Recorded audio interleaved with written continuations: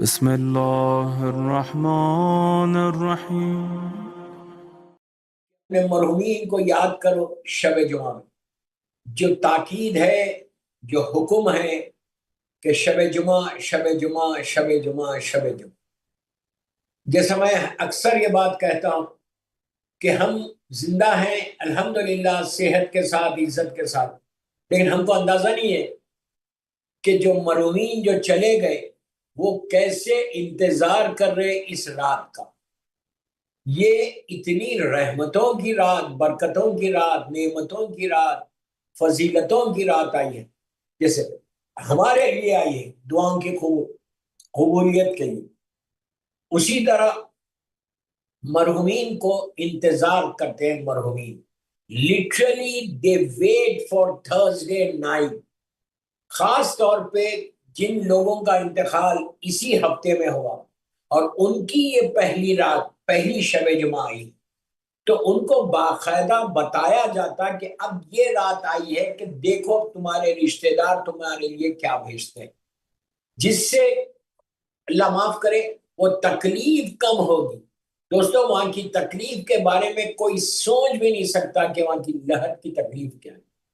میں بہت ہاتھ رکھ کے مجلس پڑھ رہا کہ تکلیف کے بارے میں اللہ کے رسول کا اور میرے مولا کا جملہ ہے کہ جو تم جملے غور سے سنو، جو تمہاری نگاہ میں دنیا میں سب سے بڑی مصیبت ہے، تمہاری نگاہ میں دنیا میں سب سے بڑی مصیبت ہے کہ اس سے بڑی مصیبت دنیا میں اور کچھ نہیں ہو سکتی، وہ لہر کی سب سے چھوٹی مصیبت۔ میں کیا بولوں، میں کیسے بولوں؟ کہا وہ لہر کی سب سے چھوٹی مصیبت، وہ ایک ہڈن لائف ہے، چھپی ہوئی زندگی ہے کہ جس کو معلوم ہی نہیں کیا ہے، کچھ نہیں معلوم کہ کیسے شروع ہوتی، اینڈ تو ہے ہی نہیں۔ یہ اینڈ اسی وقت ہوگا جب آپ ایصال ثواب اپنے مرنے والے کے لیے بھیجتے رہیں گے۔ جتنا بھیجیں گے آپ اتنا ان کو راحت ملے گی، کتابیں بھری ہوئی کہ تم یہ کرو، یہ فائدہ، یہ کرو، یہ ثواب۔ ہم دنیا میں جو ہم کو فائدہ پہنچتا ہے جو چیز سے، وہ عمل ضرور کرتے، ہم کوشش کرتے کہ ہمارے اوپر کوئی مصیبت نہ آئے، اللہ کرے نہ آئے کوئی مصیبت، لیکن ہم ہمیشہ ٹرائی کرتے کہ یہ پریشانی دور ہو جائے، اس کی فکر رہتی کہ میری دنیا کی ساری پریشانیاں دور۔ بے شک اللہ آپ کی دنیا کی ساری پریشانیاں بے حق محمد والے محمد دور کرے، لیکن یہ بھی تو فکر کرو کہ یہ پریشانی تو عارضی ہے، یہ تو ختم ہو جائے گی۔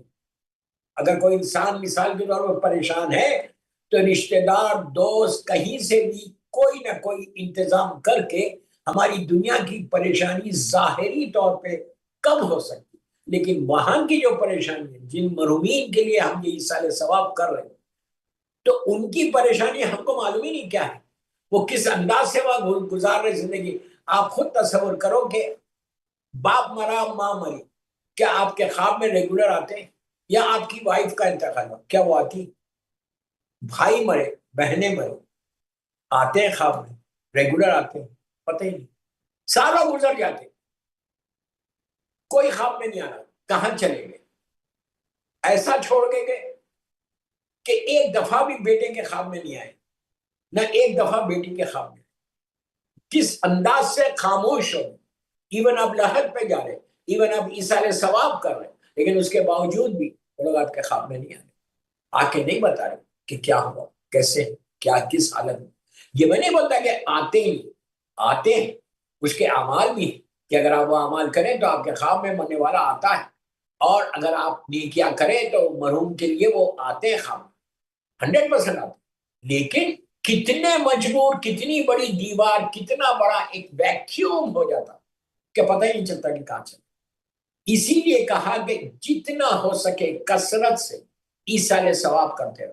جمادی الاول ایک مصیبت کا پیغام لے کر آیا ہے۔ جمادی الاول میں یہ وہ ماہ ہے کہ جس میں حسنین یتیم ہوئے، ماں کی محبت، ماں کی مظلومیت، وہ مظلوم بی بی ظلم عظیم سے شہید۔ تو آئندہ مہینہ بہت امپورٹنٹ ہے ہم سب کے لیے کہ شہزادی کونین کی پہلی شہادت کی تاریخ آئے گی جو 13 یا 14 جمادی الاول ہے، تو اور اس کی کل پہلی تاریخ ہوگی 14 دن کے بعد۔ تو بس یہ یاد رکھو کہ آئندہ مہینہ تم بیوی کے وسیلے سے ایک بیوی کا عمل دینے دو، بیوی کے وسیلے سے آپ دعا کرنا سارے مرحومین کے حق، جتنے مرحومین دنیا سے چلے گئے ان کے لیے، اور جو زندہ ہے ان کے لیے جتنی ہو سکے، اس لیے کہ مظلوم بیوی زہرا سے بڑا کوئی واسطہ اللہ کی بارگاہ میں۔ انشاءاللہ آئندہ جمعرات کی جو مجلس ہوگی وہ میں مظلوم شہزادی کونین کے اوپر پڑھوں گا انشاءاللہ۔ کوئی کیا پڑھ سکتا میری بیوی کے اوپر؟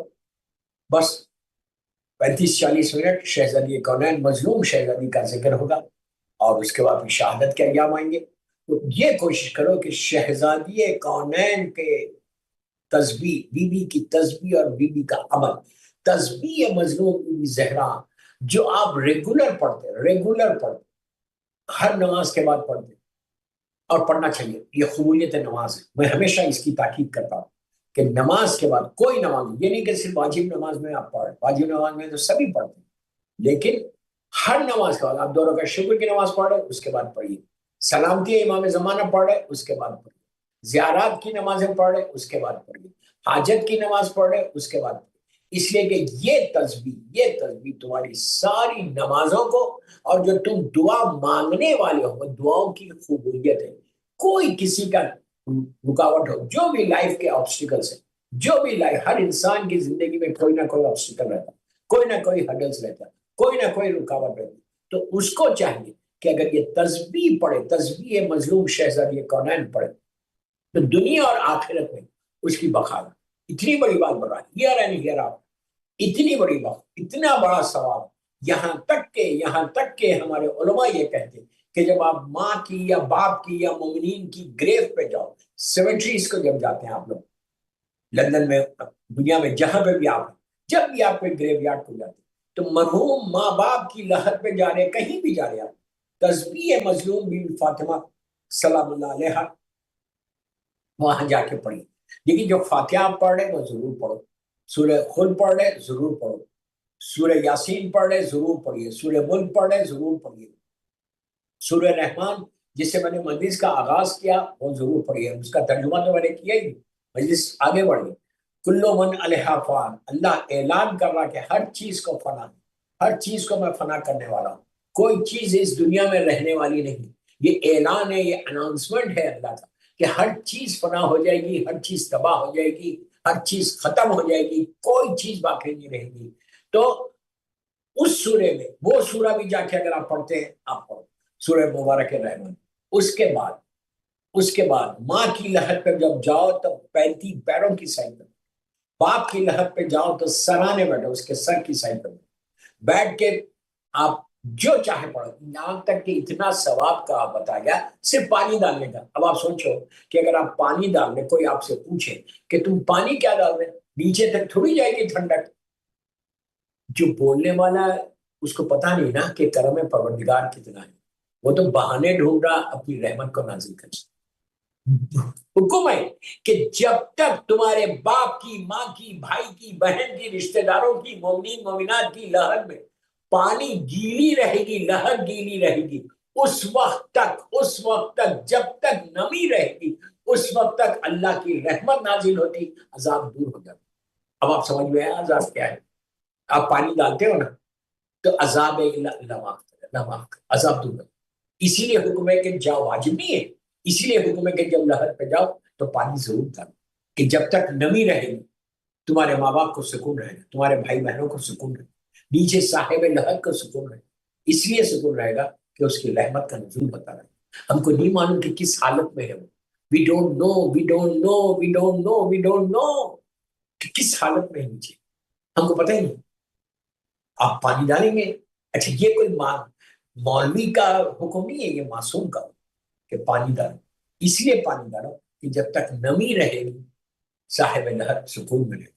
آپ سوچو اگر آپ مثال کے طور پر روز آپ کو موقع مل رہا ہے، روز جا رہے اور روز آپ پانی ڈالو، تو تمہارا باپ، تمہاری ماں کتنا خوش ہوگی کہ میرا بیٹا، میری بیٹی مجھے یاد رکھے۔ ہمیشہ کوشش کرو ڈالنے کی، نم رکھنے کی، ماں باپ کی لہر پہ نم رکھو۔ اس کے بعد یہ اعمال کیا، بس تسبیح بتا دیتا مظلوم بی بی زہرا سلام اللہ علیہ کیا کرنا ہے۔ مظلوم بی بی کی تسبیح پڑھنا، باپ کی، ماں کی لہر پہ، कैसे पढ़ना? जैसे आप नॉर्मल तस्बीह पढ़ते, नमाज के बाद जैसे पढ़ते 34 टाइम्स अल्लाह अकबर, 33 अल्हम्दुलिल्लाह और 33 सुभान। कितनी देर हो रही? 2 मिनट या 3 मिनट। उससे पहले 5 सलवात पढ़ लो या 1 सलवात पढ़ लो, अल्लाहुम्मा सल्ली अला मोहम्मद व आले मोहम्मद वज्जिल फर्ज, बिस्मिल्लाहिर्रहमानिर्रहीम बोल के अल्लाहु अकबर अल्लाहु अकबर अल्लाहु अकबर अल्लाह। अगर आपके साथ आप बच्चों को लेकर जा रहे हैं तो बच्चों के लिए तो बहुत आसान है, अल्लाह अकबर का बोलना, अल्हम्दुलिल्लाह का बोलना, सुभान अल्लाह का बोलना, बच्चे तो बड़े आराम से बोलते हैं। आप बच्चों से सराहने बैठ के ये तस्बीह, अब तस्बीह होने के बाद आप दुआ करें, बाप और माँ बच्चों के वालिदैन जो आप साथ लेके जा रहे हैं बच्चों, आप दुआ करें। अब बच्चा, आपका मासूम बच्चा जो आपके साथ जा रहा, जो खेल रहा है इधर, उससे पढ़वा लो। अब वो उसको बिठाओ लहद पे। जब लहद पे तुम्हारा नवासा, साहिब लहद का नवासा या पोता बैठा हुआ है, आपकी औलाद बैठी हुई, तो नीचे माँ बाप कितना खुश हो रहे, ग्रैंड पेरेंट्स। आपने बच्ची से तस्बीह पढ़ाई, 1 सलवात ही पढ़ाई।